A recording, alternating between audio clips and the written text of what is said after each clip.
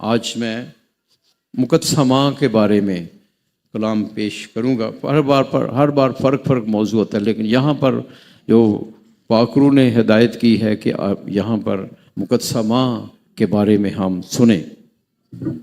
مقدس لوکا کی انجیل اس کا پہلا باب 26ویں آیت سے، یہ آپ بہت دفعہ سنتے، لیکن ہر بار خدا نئی برکت ہمیں دیتا ہے اپنے کلام سے۔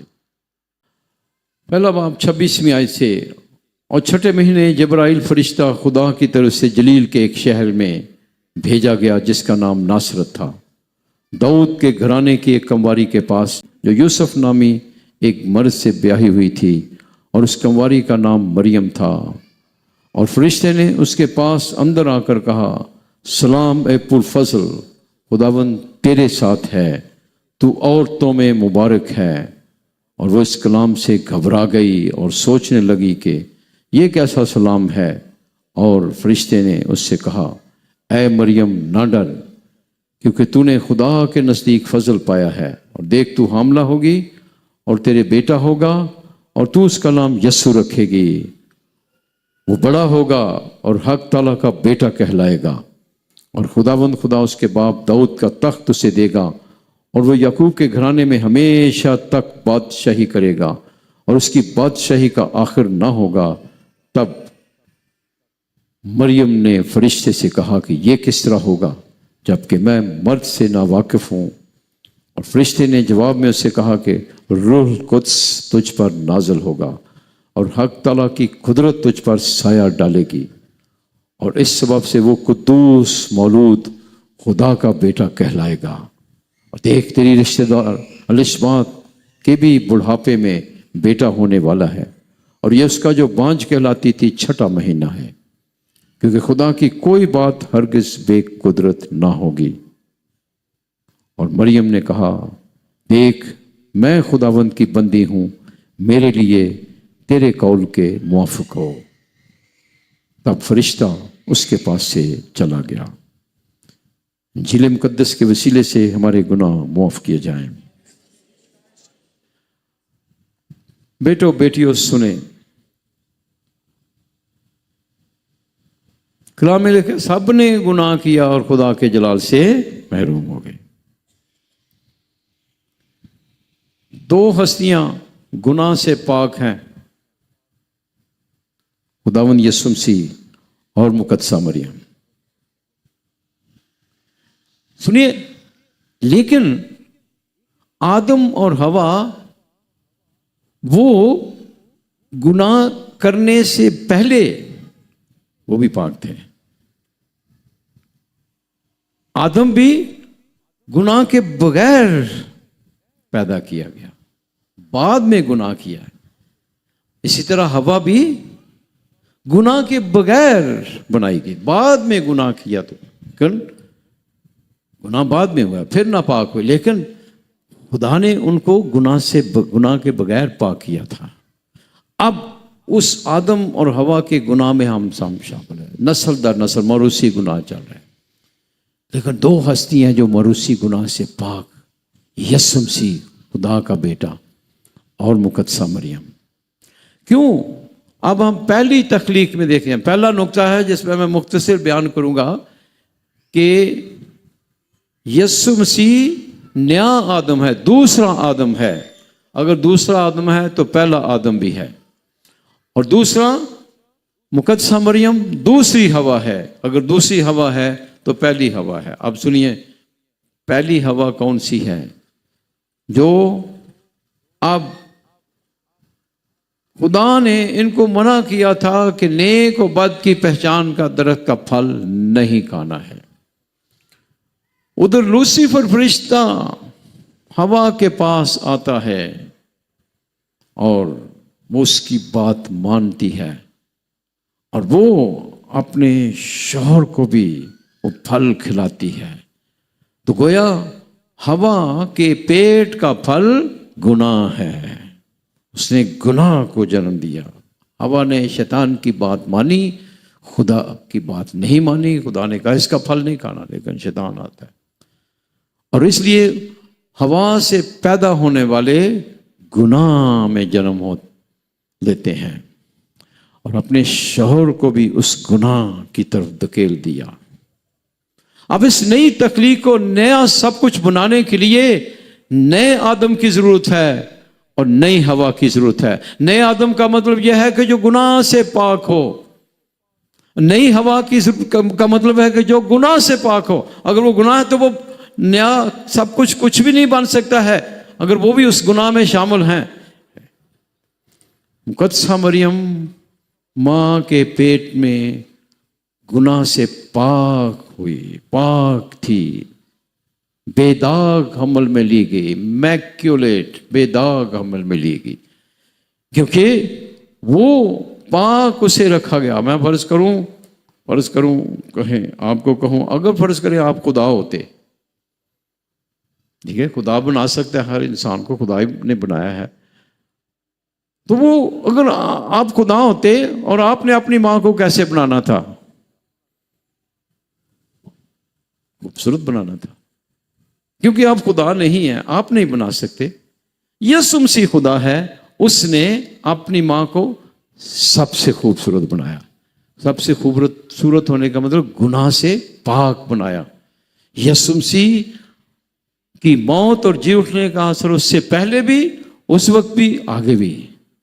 تو یہ کہ یسوع مسیح نے اپنی ماں کو سب سے خوبصورت بنایا، یعنی گناہ سے پاک رکھا۔ اس وجہ سے اس نئی ہوا کی بدولت نئی تخلیق ہوتی ہے، سب کچھ نیا بنتا ہے، اور نئے آدم یسوع مسیح کی بدولت سب کچھ نیا بنتا ہے۔ اب ہم آتے ہیں یوحنا کی انجیل، اس کے دوسرے باب میں کانا جلیل کی شادی۔ اس واقعہ میں ہم کیا ہے، پہلے ہمارا نقطہ نئی ہوا، نیا آدم۔ وہاں پر مقدسہ مریم نے کہا کہ میں نہیں رہی، اس کے کہنے پر یسوع نے وہ معجزہ کیا۔ وہاں دیکھیے، کیونکہ یہ معجزہ نئی تخلیق کو ظاہر کرتا ہے، یہاں پر یہ مقدسہ مریم نئی ہوا ہے جو آدم کو، نئے آدم کو کہہ رہی ہے، اور یہ اس کے پیٹ کے پھل سے زندگی پہنچتی ہے۔ مقدسہ مریم کے پیٹ کا پھل زندگی دینے والا ہے، ہوا کے پیٹ کا پھل گناہ دینے والا ہے۔ دیکھیے، ہم کہتے ہیں سلام ہے مریم پر فضل، خداوند تیرے ساتھ ہے، بارک تیرے پیٹ کا پھل، یہ یسوع ہے جو زندگی دیتا ہے۔ سو نئی ہوا کے ساتھ سب کچھ نیا بنتا ہے۔ آمین۔ اب آتے ہیں دوسرا نقطہ، مقدسہ مریم ملکہ ہے۔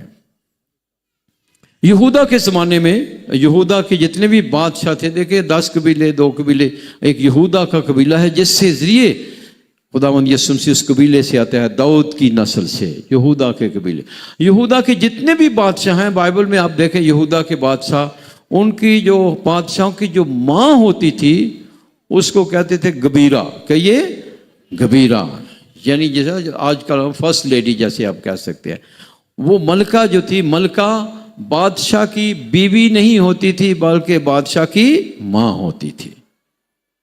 اب سلیمان بادشاہ جب بادشاہ بنتا ہے تو اس کی تاج پوشی کے موقع پر جب بادشاہ بنتا ہے تو لوگ آ کر بادشاہ کو سجدہ کر رہے ہیں۔ دیکھیں، بادشاہ کو خدا تو نہیں مان رہے لیکن تعظیم کر رہے ہیں۔ دیکھیں، لوگ اعتراض کرتے ہیں ماں مریم کی، کیوں نہ کریں، وہ خدا کی ماں ہے، ہم اس کو خدا نہیں مانتے، وہ خدا کے بیٹے کی ماں ہے، سب کی ماں ہے، ملکہ ہے۔ سو سب لوگ بادشاہ سلیمان کو سجدہ کر رہے ہیں، تعظیم کر رہے ہیں، لیکن بادشاہ سلیمان کی ماں جب اندر آئی تو سلیمان بادشاہ وہ اپنی ماں کو سجدہ کرتا ہے، وہاں بائبل میں لکھا ہے،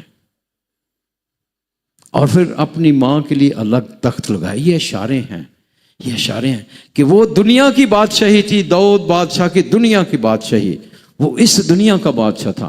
یسوع مسیح کی آسمان کی بادشاہی، فرشتہ اس کے پاس آیا اور فرشتے نے کہا تیرا بیٹا ہمیشہ تک بادشاہی کرے گا، اس کی بادشاہی کا آخر نہ ہوگا۔ ہاں، مقدسہ مریم سمجھ رہی تھی کہ میرا بیٹا اگر بادشاہ ہے تو کیونکہ وہ بادشاہ ہے، میں ملکہ ہوں، آسمان کی بادشاہی کی ملکہ مقدسہ مریم ہے، داؤد کے گھرانے سے وہ ملکہ ہے۔ سمجھ رہے ہیں؟ ہمیشہ بائبل کے کانٹیکس میں آپ سمجھتے ہیں وہ ملکہ ہے۔ وہاں بادشاہ داؤد، سلیمان بادشاہ کی ماں ملکہ، یہاں یسوع بادشاہ کی ماں ملکہ ہے، اس لیے ہم اس کو ملکہ کہتے ہیں۔ یہ دوسرا نقطہ، اس لیے اس کی عزت کرتے ہیں، تعظیم کرتے ہیں۔ تیسرا نقطہ مقدسہ مریم کے بارے میں، وہ عہد کا صندوق ہے۔ کہیے عہد کا، ہاں جی، عہد کا صندوق کیا تھا؟ وہ سونا، خالص سونا تھا۔ سونا پاکیزگی کو ظاہر کر، اس کو کوئی ہاتھ نہیں لگا سکتا تھا۔ ماں مریم بھی پاکیزہ ہے۔ عہد کے صندوق میں کیا تھا؟ اس میں 10 حکم تھے، من تھا۔ آپ مقدسہ مریم کو عہد کا صندوق، اور وہ عہد کا صندوق جنگوں میں لے جاتے، اور داؤد بادشاہ عہد کے صندوق کے سامنے ناچتا ہے۔ ادھر یوحنا بپتسمہ دینے والا جب مقدسہ مریم الصبات کے گھر میں گئی، الصبات جو ہی سلام اس کا پہنچا، مقدسہ مریم کا سلام، بچہ اس کے بطن میں، یوحنا استباغی ماں کے پیٹ میں، جس طرح داؤد اس عہد کے صندوق کے سامنے ناچ رہا ہے، یوحنا بپتسمہ دینے والا اس ماں مقدسہ مریم کے سامنے ناچ رہا ہے، کیونکہ اس کے پیٹ میں یسوع ہے، وہ بھی حاملہ ہے، الصبات بھی حاملہ ہے۔ یہ ہے نیا عہد کا صندوق، وہ تو سونا، یہ اصل میں یہ ہے۔ آگے جا کر مکاشفہ میں ہم 12ویں 11ویں باب میں پڑھتے ہیں کہ 400 سال سے وہ عہد کا صندوق غائب تھا، تو یوحنا کہتا ہے کہ میں نے وہاں پر عہد کا صندوق دیکھا۔ اچھا، چونک جاتے ہیں، کہاں دکھاؤ؟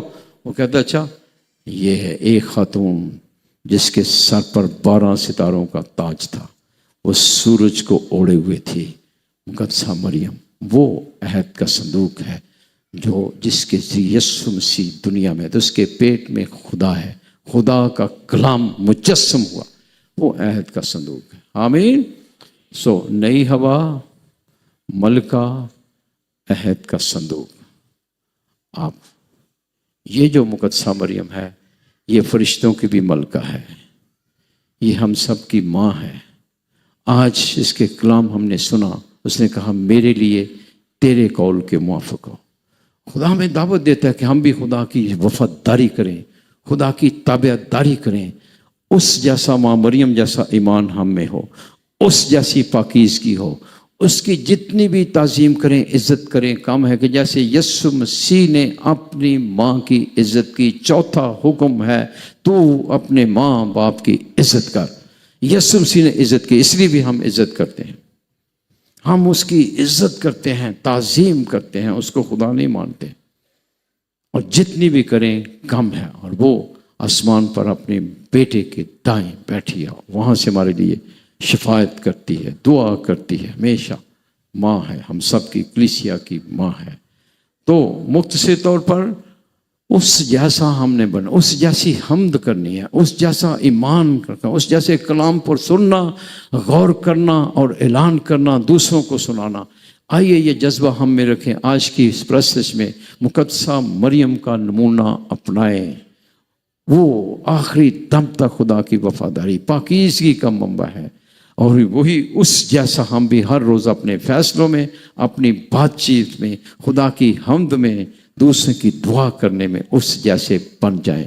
اور وہ آسمان پر فرشتوں کے بھی اوپر ہے، جو جنگ کر رہی ہے، مسلسل جنگ کرنی ہے، ہم نے بھی جنگ کرنی ہے۔ اس کے ہتھیار، ماں مریم کے ہتھیار محبت کا ہے، ہم نے بھی یہ خدا کا ہتھیار لے کر تاریکیوں کی قوتوں میں جانا ہے، شیطانی تاریکی قوتوں کے خلاف مسلسل جنگ میں رہیں، تاکہ ہمارے ذریعے بہت لوگ خدا کی طرف آئیں۔